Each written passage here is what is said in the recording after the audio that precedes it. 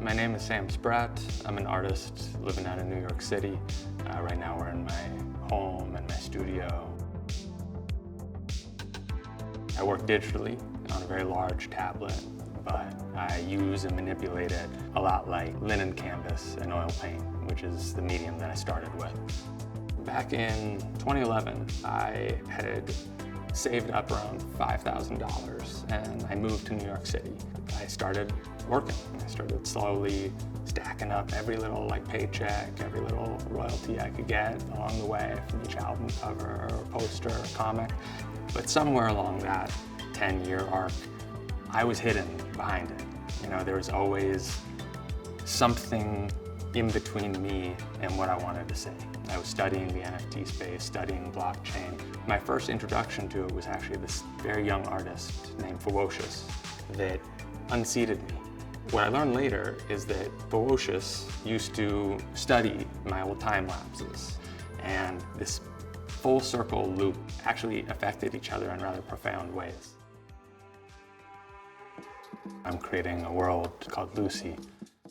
It's this post-historic world. So LUCI holds inspiration from everything from my modern day life here in New York City, all the way back to our ancient hominid origins, to Solomonic teachings, and really everything in between. I was lucky enough to have life fall apart enough to be unsettled.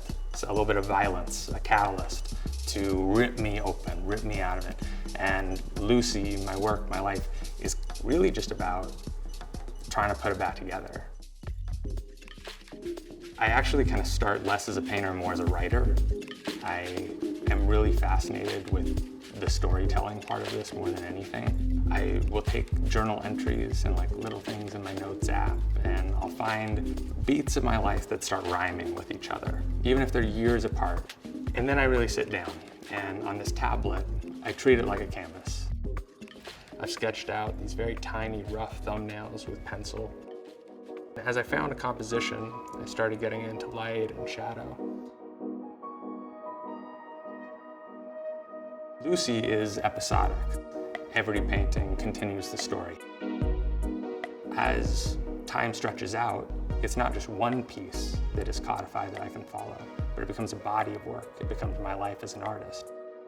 One of the people who actually placed an offer on one of my first digital pieces of art, he sent me a note one day and said, I'm putting together a bunch of artists. I want you to put your digital art in here in Christie's.